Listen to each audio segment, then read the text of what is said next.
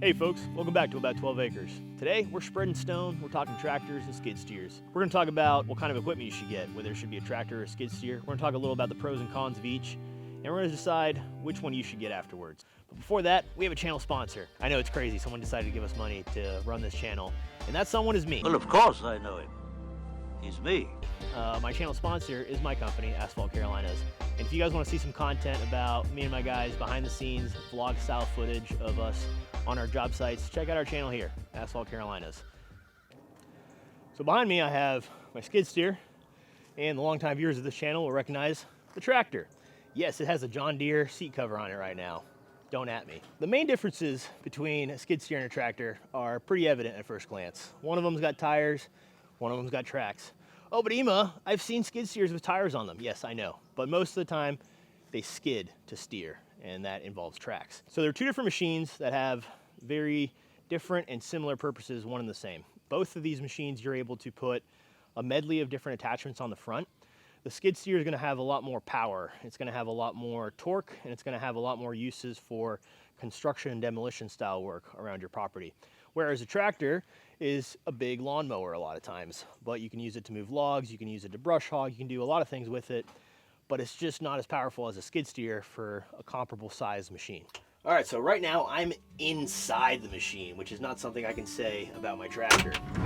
And why does that matter? Because if you work in the South like I do, in South Carolina, it gets hot. It gets real hot. And I like having air conditioning. When I'm working long hours moving a lot of dirt, I have this bubble closed in and all the bugs and dirt and grime stay outside and I stay nice and cool. That's something I cannot say about my tractor. So some pros and cons about a skid steer. It's a rougher ride because there's no suspension. You are wobbling and moving back and forth. So after about 5 hours in one of these things, you're pretty shaken up by the end of the day. Even though it's got a nice springy suspension seat, you're still getting battered and shaken, and it's pretty loud in here. So that's one con, if you consider that.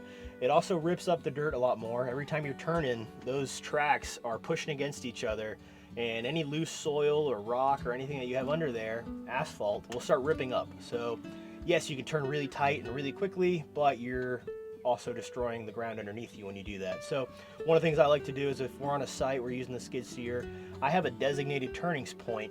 So if we're layering dirt down or moving rock, we will go to that one point, turn around the machine, and then drive straight line so that we minimize the damage on the location we're working at. Now let's talk about which skid steer you should buy.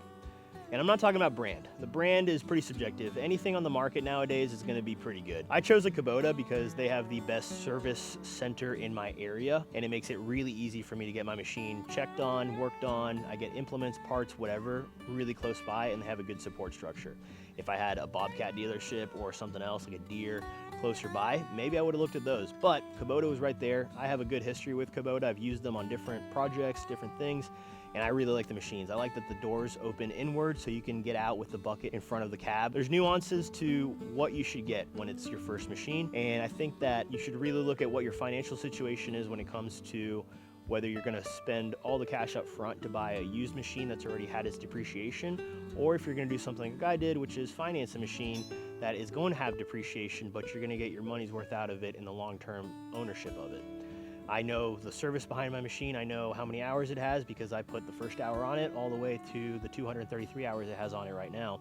And it's done a lot of work for me. Longtime viewers of the channel will see that this place looks a little different since the last time I made a video when I was just using my tractor. And I haven't made a video in a while because I wanted to really see what this machine was gonna open up for me to be able to do. And I'll tell you what, the progress that we've made on the land has been remarkable. So this is the house pad.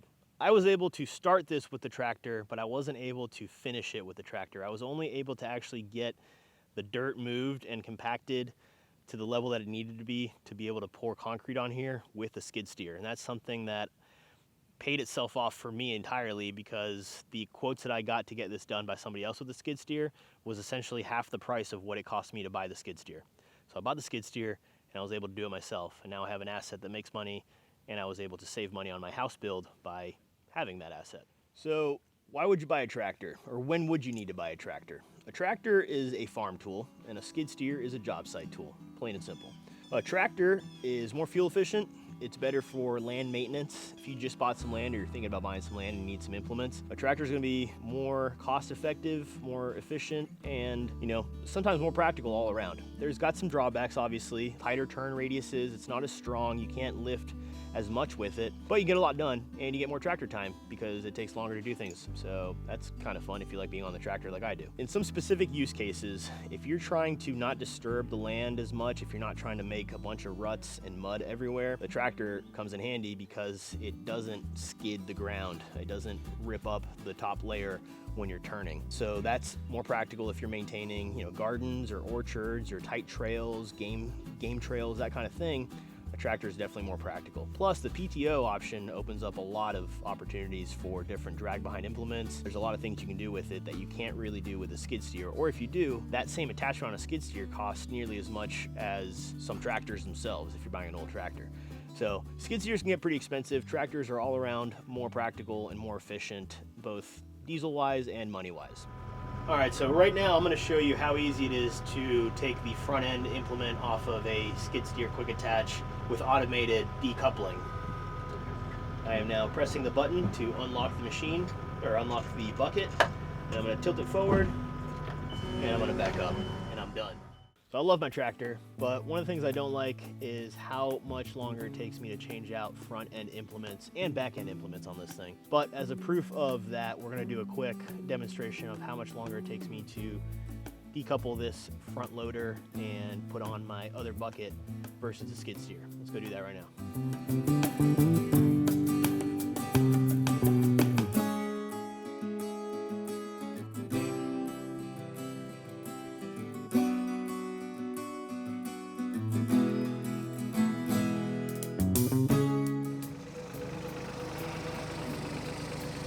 All right, to unhook these grapples, you have to pull this back, lock it in place, pull that back, lock it in place, and make sure you undo your hydraulics.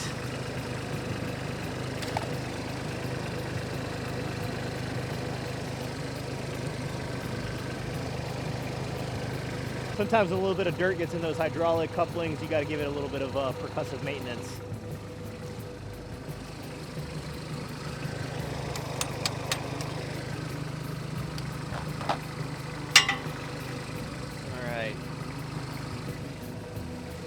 I've detached, and I'm going to go put on the bucket.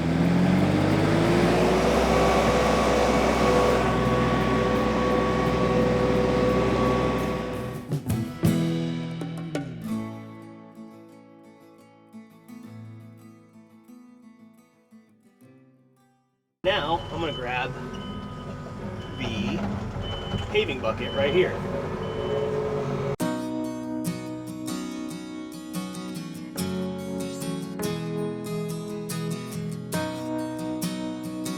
So what is this? This is a DragTech bucket. It's designed to pave driveways, potholes, and other large areas that you need to put hot mix asphalt down. That's what we typically use it for. But the other day I had an idea. I wonder if this DragTech could spread stone for us in a nice even pattern. Something I wouldn't be able to do with my tractor, even though it has the same attachment on the front, it just doesn't have the power to do. But the skid steer might. So we're gonna load this box up with some crusher run that I have over there, and we're gonna see how much difference it makes when I drag it backwards and what kind of spread we're getting out of this stone. Let's find out.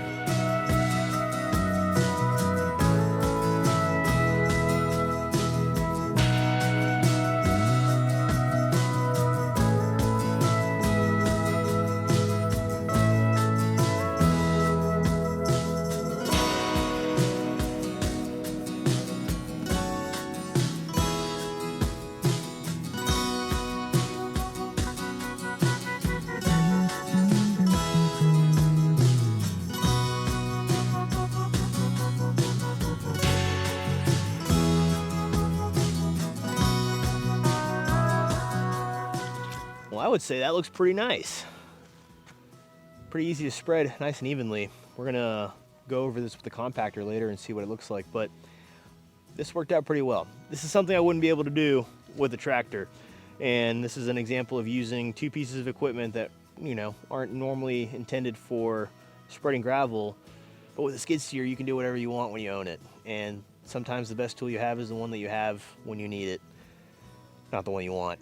So skid steer wins on this one. Now we're gonna spread stone the old-fashioned way. Let's see what's faster and gives us a better result.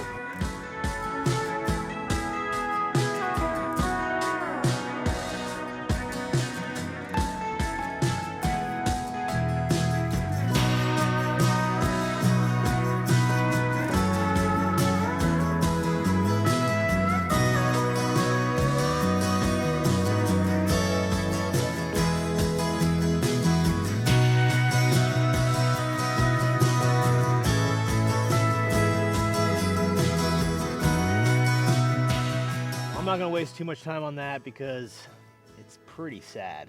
I mean, it's way easier than doing it by hand, don't get me wrong. I would hate to have to move what I just did by hand, but the skid steer is a lot faster doing that. It's a lot faster at spreading stone, but that's what it's made for. The tractor is still there for you. It's like a buddy that you can depend on.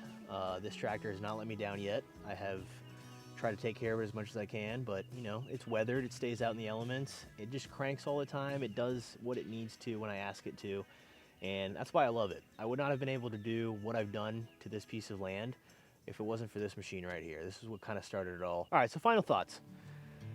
Clearly, I own two different machines, and there's a reason for that. One machine does one thing really well, one machine does another thing really well, and they both don't do everything perfectly. There is no perfect machine. The machine that you want to use is the one you hate least at the end of the day, and that's what I have right now. I love my tractor, I love my skid steer, I love them both, and they both have been able to make me be able to live the life I want to live. And if that's something you guys want to do, you let me know what piece of equipment you decide to get, or if you have any questions, let me know in the comments.